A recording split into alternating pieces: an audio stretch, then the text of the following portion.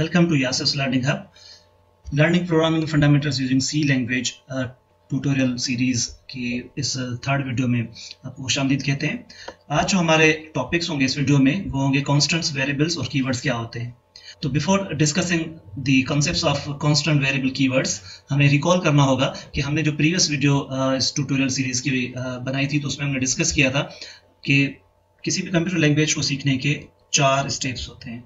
ठीक है, उन चारों स्टेप्स में से जो पहला स्टेप होता है वो होता है कि उस लैंग्वेज के अल्फाबेट सेट या करेक्टर सेट को जाना जाए। तो ये टॉपिक हम कवर कर चुके हैं क्योंकि हम सी लैंग्वेज सीख रहे हैं और सी का जो करेक्टर सेट है वो भी मैं आपको बता चुका हूँ। It is composed of capital alphabets, small alphabet 0 to 9 digits और special symbols like dollar sign, plus minus sign, ये तमाम तर सी करेक्टर सेट में मौजूद है। तो उसी सीरीज में अब अगर हम देखें तो हमारा जो नेक्स्ट स्टेप है वो है कॉन्स्टेंट, वेरिएबल और कीवर्ड्स को समझना। तो आइए इस वीडियो में हम जानते हैं कि कॉन्स्टेंट, वेरिएबल और कीवर्ड्स क्या होते हैं। Constant बेसिकली क्या है? It is a fixed value which should not be changed और modified by the program at run time. यानी हम कोई भी वैल्यू या डेटा कंप्यूटर को दें और वो डेटा जो हम प्रोवाइड करें with the help of a computer program, ठीक है ना, तो वो रन टाइम पे चेंज ना हो। यानी कोई भी वैल्यू अगर हम अपने प्रोग्राम में प्रोवाइड करते हैं और वो रन टाइम पे चेंज नहीं होती तो हम उसे कांस्टेंट कह सकते हैं। अब कांस्टेंट्स की डिफरेंट टाइप्स हैं हमारे पास, ठीक है ना। तो इंटीजर कांस्टेंट्स होते हैं, रियल कांस्टेंट हो सकते हैं, कैरेक्टर कांस्टेंट्स हो सकते हैं या स्ट्रिंग कांस्टेंट होते हैं। तो अगर हम डिस्कस करें इंटीजर कांस्टेंट तो ये यानी ऐसी फिक्स्ड वैल्यूज होती हैं जिनको हम न्यूमेरिक वैल्यूज कह सकते हैं विदाउट फ्रैक्शनल पॉइंट्स और without decimal point. Integer constants की एग्जांपल्स ये देखें, 876 हमें जो नंबर दिया हुआ है, या फिर 10670, -5, -780, तो ये तमाम तर एग्जांपल्स हैं इंटीजर कांस्टेंट्स की। रियल कांस्टेंट्स का मतलब ये होता है कि ऐसे नंबर्स, ऐसी न्यूमेरिक वैल्यू जो फ्लोटिंग पॉइंट फॉर्मेट में हो या जिसमें डेसिमल पॉइंट यूज हो रहा हो। तो जैसे 2.0 लिखा हुआ है, 5.34 है, 7.0325 है, तो ये तमाम तर जो वैल्यूज हैं ये आपकी कहलाएंगी रियल कांस्टेंट्स।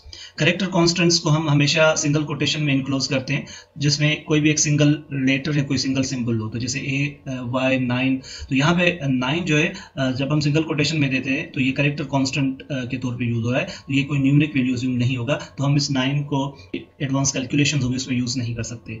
इसी तरह से डॉलर है, प्लस है, स्पेशल सिंबल्स हैं, लेकिन इस वक्त एज ए करेक्टर कांस्टेंट के तौर पे हमने रिप्रेजेंट किया हुआ है। उसके बाद हमारे पास जो कॉन्सेप्ट है वो है स्ट्रिंग कांस्टेंट का। तो स्ट्रिंग को आप इस तरह से अज्यूम कर सकते हैं कि जैसे हम नेचुरल लैंग्वेजेस में वर्ड को कहते हैं अल्फाज मजमुआ होते हैं हुरूफ का। तो यहाँ पे हम कहते हैं कि स्ट्रिंग क्या है? Basically it is collection of characters, group of characters और सीक्वेंस ऑफ कैरेक्टर्स। और कोई भी स्ट्रिंग कांस्टेंट जो होगा उसको हम डबल कोटेशन में इनक्लोज करते हैं, जैसे हेलो वर्ल्ड है, सी ट्यूटोरियल है, या फिर यासिर अरफात। तो ये डबल कोटेशन में हमने इनक्लोज किया हुआ है इन तमाम तर वर्ड्स को, तो हम इनको स्ट्रिंग कांस्टेंट कहते हैं। तो स्ट्रिंग कांस्टेंट में जरूरी सिर्फ अल्फाबेट्स हो, इसमें स्पेशल सिंबल्स आ सकती हैं, डिजिट्स आ सकते हैं। तो बस ये है, इट इज कॉम्बिनेशन और सीक्वेंस ऑफ कैरेक्टर्स। तो आई होप कि आपको कांस्टेंट समझ में आ गए होंगे। ये कांस्टेंट क्या है? बेसिकली ये फिक्स वैल्यूज हैं जो हम अपने प्रोग्राम में देते हैं और वो वैल्यूज रन टाइम पे चेंज नहीं हो सकती। रन टाइम का मतलब क्या है? During the normal execution of the program. यानी आपने जब कोडिंग की सोर्स कोड लिख रहे थे उस वक्त जो वैल्यूज आपने फिक्स कर दिए, अब जब प्रोग्राम वंस अपने एग्जीक्यूशन स्टार्ट करेगा तो फिर आप रन टाइम पे उन वैल्यूज को अल्टर नहीं कर सकते। तो आई होप के कांस्टेंट आपको क्लियर हो गएंगे। तो अब हम आते हैं कि वेरिएबल्स क्या होते हैं। और वेरिएबल एक बहुत ही इंपॉर्टेंट कंसेप्ट है सी लैंग्वेज में। तो अगर आप वेरिएबल्स को अंडरस्टैंड नहीं कर पाओगे तो फिर आपके लिए सी लैंग्वेज को आगे समझना बहुत मुश्किल हो जाएगा। सिर्फ वेरिएबल सी लैंग्वेज में नहीं है, तो ये कांस्टेंट, वेरिएबल्स और कीवर्ड्स जितने भी हम लैंग्वेजेस यूज कर रहे होते हैं उन तमाम तरह में कॉन्सेप्ट यूज हो रहे होते हैं। तो वंस आज अगर आप इन तीनों कॉन्सेप्ट्स को क्लियर कर लेते हैं तो फिर ये कॉन्सेप्ट आप जब भी कोई और लैंग्वेज सीखना चाहेंगे तो उसमें आपको कोई दिक्कत नहीं होगी और आप पहले से इन कॉन्सेप्ट से फैमिलियर होंगे। So let's move towards the variables. तो वेरिएबल्स क्या होते हैं? A variable is an identifier or named memory location which is used to store data to be referenced and manipulated in a computer program. And the stored data or value of a variable can be changed or altered at runtime. मतलब ये है कि variable एक नाम है किसी memory location का, ठीक है ना, और हम उस मेमोरी लोकेशन में कोई डेटा स्टोर कर सकते हैं, जो डेटा हम बाद में किसी प्रोग्राम में रेफरेंस कर सकते हैं, कॉल कर सकते हैं, ठीक है ना, यूज कर सकते हैं।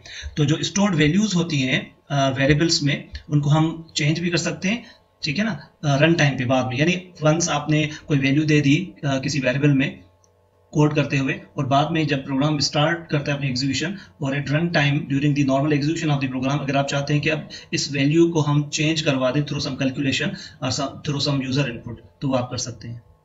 जी, आइए तो हम मज़ीद वेरिएबल्स के बारे में समझते हैं इस टेबल की मदद से। तो आप इमेजिन करें कि जो मेमोरी है it is composed of memory cells, ठीक है ना। तो यहाँ पे हमने ये मेमोरी सेल्स बनाए हुए हैं और हर एक मेमोरी सेल को कोई ना कोई नंबर अलोकेट किया हुआ है, ठीक है ना। तो ये जो नंबर्स हम अलोकेट करेंगे मेमोरी सेल्स को, इनको कहा जाता है मेमोरी एड्रेस।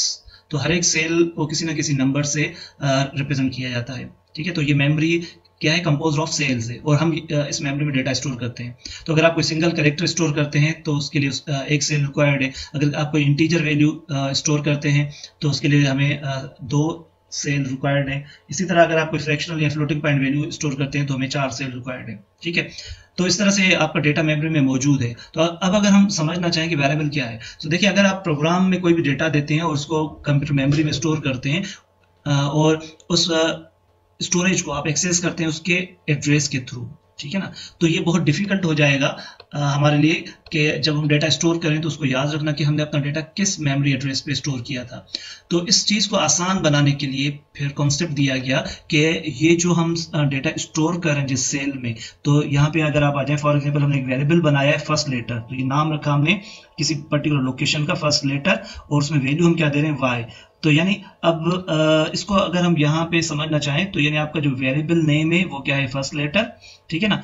और वहां पे जो वैल्यू हम रख रहे हैं वो क्या है, वाई। सो ये हमने रिप्रेजेंट किया हुआ है कि अगर हम इस वाई को रिप्रेजेंट करें तो नेम फर्स्ट लेटर है और वैल्यू क्या है, वाई, और एड्रेस क्या है, 4, ठीक है। तो यानी जब भी आप कोई डेटा स्टोर करते हैं कंप्यूटर मेमोरी में तो या तो आपको डायरेक्ट एड्रेसेस पे काम करना पड़ेगा या फिर आप अपनी आसानी के लिए उनको रेफर कर सकते हैं प्रोग्राम में किसी पर्टिकुलर नेम के थ्रू।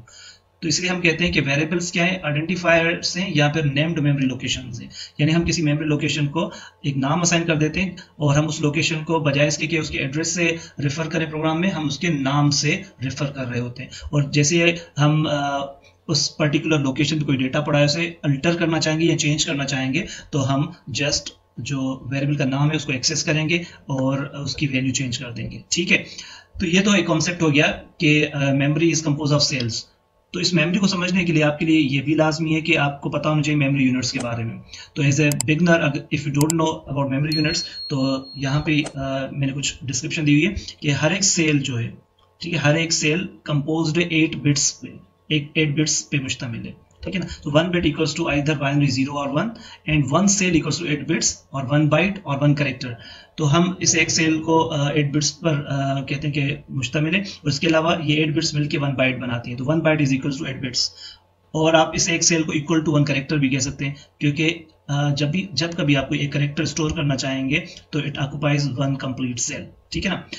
तो अब हम आगे बढ़ते हैं मेमोरी यूनिट्स में। तो 1024 बाइट्स को जब आप कंबाइन करेंगे तो 1 KB के इक्वल होगा। 1024 KBs जो है वो इक्वल होंगे 1 MB के, 1 मेगाबाइट के। इसी तरह 1024 मेगाबाइट्स इक्वल होंगे 1 गीगाबाइट के, ठीक है। इसी तरह 1024 गीगाबाइट्स इक्वल होंगे 1 टेराबाइट के और 1024 टेराबाइट्स इक्वल होंगे 1 पेटाबाइट के। तो यानी ये मेमोरी यूनिट्स हैं जो आपको पता होने चाहिए क्योंकि आगे जब हम टॉपिक पढ़ेंगे डेटा टाइप्स का, वेरिएबल्स की जो डेटा टाइप्स हैं तो उसमें हमें पता होना लाजमी है कि 1 बाइट क्या होता है और 1 बिट क्या है, ठीक है ना, केबीज क्या है, मेगाबाइट्स क्या है। तो इसलिए इस स्टेज पे हमें इनको जानना लाजमी है। अच्छा, दूसरी बात ये हमेशा याद रखिएगा कि हमारे पास जो स्मॉलेस्ट मेमोरी यूनिट है वो 1 बिट है। लेकिन अगर आपसे पूछा जाए कि स्मॉलेस्ट एड्रेसेबल यूनिट क्या है तो वो 1 बिट नहीं होगा बल्कि वो होगा 1 बाइट। क्योंकि जब हम एड्रेसेस दे रहे हैं तो हम एड्रेस एक पूरे सेल को लोकेट करते हैं और 1 सेल इक्वल है 1 बाइट के। तो अगर आप सिर्फ 0 या 1 यानी एक सिंगल बिट भी स्टोर करना चाहेंगे यू नीड ओवरऑल 1 सेल, ठीक है ना। अगर आप यहाँ जस्ट सिंगल 1 बिट स्टोर करना चाहते हैं तो आपको पूरा सेल ऑक्युपाई करना पड़ेगा। तो डिफरेंस याद रखिएगा कि जो स्मॉलेस्ट मेमोरी यूनिट है वो तो 1 बिट है लेकिन स्मॉलेस्ट एड्रेसेबल या जो स्टोरेजेबल हमारे पास यूनिट है वो 1 बाइट है। I hope it is clear to you, ठीक है।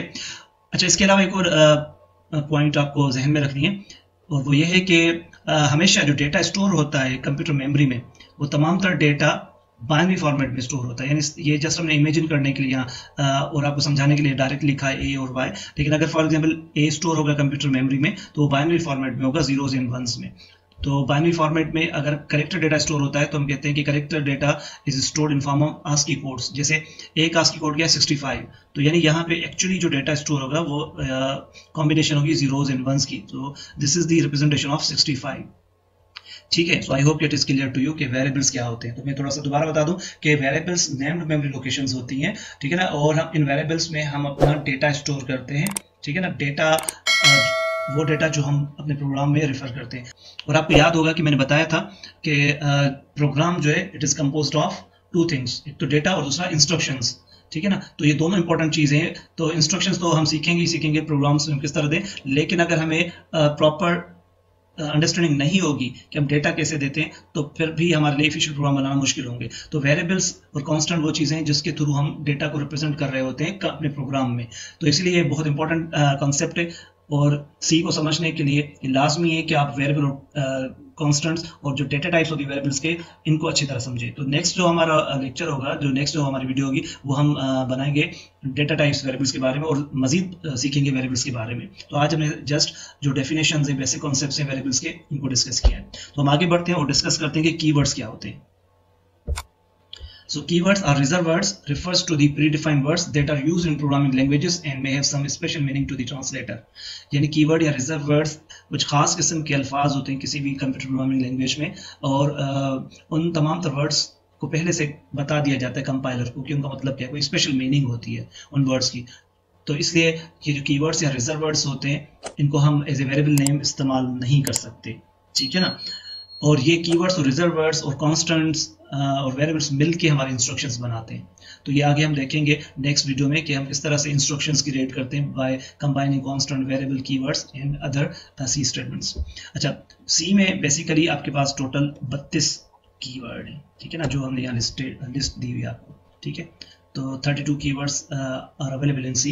तो ये जितने भी कीवर्ड्स हैं, तो जब मैं आपको टॉपिक पढ़ाऊंगा वेरिएबल्स का, तो उसमें हम ये डिस्कस करेंगे कि ये तमाम तर जो वर्ड्स हैं हम इनको वेरिएबल नेम के तौर पे इस्तेमाल नहीं कर सकते सी लैंग्वेज में। आई होप कि आपको आज की वीडियो समझ में आई होगी जिसमें हमने कांस्टेंट, वेरिएबल और कीवर्ड्स को डिस्कस किया। एक बार फिर मैं दोहरा देता हूँ कि कांस्टेंट्स ऐसी वैल्यूज या डेटा होता है जो जब हम वंस प्रोग्राम टाइप कर रहे हैं, जब सोर्स कोड लिख रहे हैं, तो जो वैल्यूज हम दे दें तो उनको हम जैसे प्रोग्राम एग्जीक्यूट हो तो रन टाइम पे चेंज ना कर सकें, ठीक है ना। तो रन टाइम का मतलब क्या है, जब प्रोग्राम एग्जीक्यूशन अपनी स्टार्ट कर चुका हो उस वक्त के बाद फिर हम चेंज ना कर सकते। वेरिएबल्स क्या होते हैं, वेरिएबल्स हमारे नेम्ड मेमोरी लोकेशंस है, यानी मेमोरी को रिप्रेजेंट कर रहे होते हैं। वेरिएबल्स किसी न किसी मेमोरी लोकेशन को रेफर कर रहे होते हैं, उनको किसी न किसी मेमोरी लोकेशन को हम कोई ना कोई नाम दे देते हैं और उन लोकेशंस को हम उस नाम के थ्रू अपने कर सकते हैं। वेरिएबल्स में जो डेटा स्टोर है it can be change at run time, ठीक है ना। रन टाइम पे वेरिएबल्स का डेटा चेंज हो सकता है। कीवर्ड्स स्पेशल अल्फाज होते हैं किसी भी लैंग्वेज के जिनकी मीनिंग पहले से कंपाइलर को पता होती है या ट्रांसलेटर को पता होती है, ठीक है ना, और हम इन कीवर्ड्स को वेरिएबल नेम्स के तौर पे इस्तेमाल नहीं कर सकते। I hope it is clear to you जी। तो सी लैंग्वेज को सीखने की तरफ हमने आज एक और स्टेप बढ़ाया और आज हमने सीखा कि कांस्टेंट, वेरिएबल्स, कीवर्ड्स और या रिजर्वर्स क्या होते हैं। तो नेक्स्ट जो हमारी वीडियो होगी उसमें हम इंस्ट्रक्शंस बनाना सीखेंगे और कुछ इंस्ट्रक्शंस के बारे में पढ़ेंगे कि किस टाइप की इंस्ट्रक्शंस होती हैं। तो अगर आज की ये वीडियो आपको पसंद आई हो तो इस वीडियो को जरूर लाइक करें, कमेंट भी आप कर सकते हैं। I will try to respond all the comments, और ज़रूर सब्सक्राइब करें इस चैनल को और बेल आइकन पे क्लिक करें ताकि जो नेक्स्ट वीडियो हम बनाएं सीरीज़ की जिसमें हम इंस्ट्रक्शंस बनाना सीखेंगे वो आप तक उसकी इन्फॉर्मेशन पहुंच सके और आप इस कोर्स में हमारे साथ कनेक्टेड रहें। So take care, bye.